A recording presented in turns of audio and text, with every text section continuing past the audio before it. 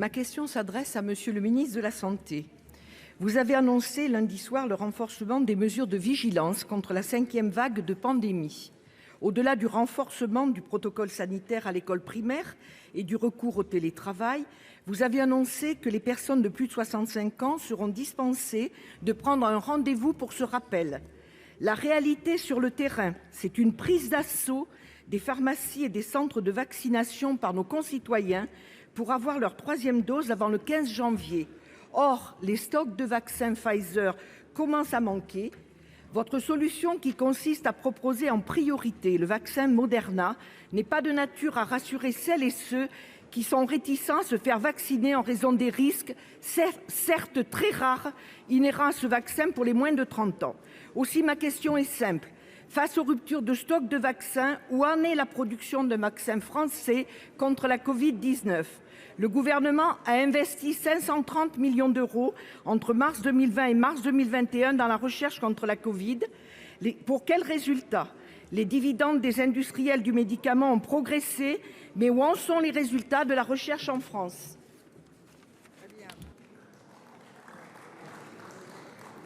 Pour vous répondre, la parole est au ministre des Solidarités et de la Santé, Monsieur Véran, vous avez la parole.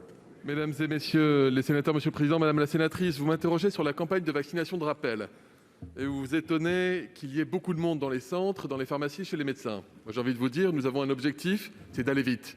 C'est de vacciner toutes celles et ceux qui aujourd'hui sont fragilisés parce qu'ils sont à distance de leur 2e injection et qui, grâce au rappel, seront beaucoup moins nombreux à être infectés, beaucoup moins nombreux à être hospitalisés, beaucoup moins nombreux à décéder de la Covid. Vous m'interrogez en disant il y a beaucoup de gens qui viennent, même sans rendez-vous, des personnes de plus de 65 ans pour avoir leur rappel. Mais moi, je vais vous dire une chose. Je remercie les collectivités, les ARS, les préfets, évidemment les soignants, les agents des collectivités qui permettent, hier, sur la seule journée, de faire plus de 650 000 injections de rappel dans notre pays, ce qui est un record, et ce qui va continuer à monter, ce qui est un record européen, comme le dit le Premier ministre, ce qui va continuer à monter, ce qui montre, qu'il y a de l'engouement pour le rappel, 2, que la logistique suit et que nous sommes capables de répondre, et 3, que nous sommes dans une course contre la montre face à cette 5e vague et qu'il faut aller vite. Donc vous ne m'entendrez jamais me plaindre du fait qu'il y ait beaucoup de Français qui souhaitent se faire vacciner. Vous interrogez, madame la sénatrice, sur le vaccin Moderna, et pardon, je ne peux pas laisser dire, excusez-moi de le dire, n'importe quoi. Ce n'est pas responsable de dire cela. Le vaccin Moderna est un vaccin à ARN messager qui fonctionne aussi bien que le vaccin Pfizer.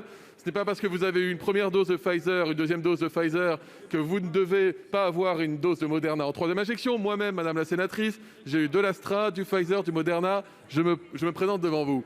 Il n'y a pas de pénurie de vaccins. Nous avons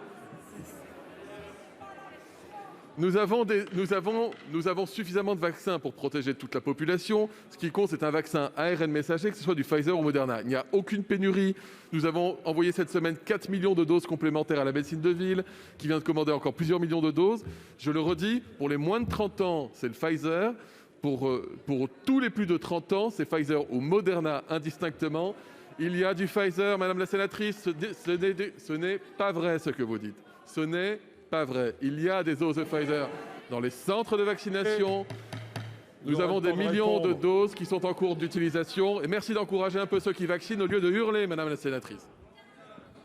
Vous avez la parole dans la sérénité.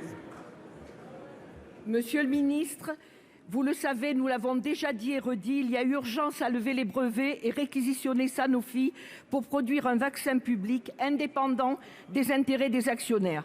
Face à cette crise sanitaire qui n'en finit pas, le gouvernement est responsable de la situation des hôpitaux et du secteur médico-social qui souffrent cruellement du manque de moyens humains et financiers.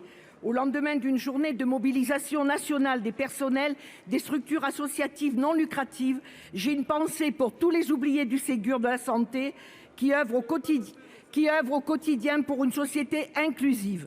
Le renforcement de notre service public de santé et du secteur médico-social constitue la priorité.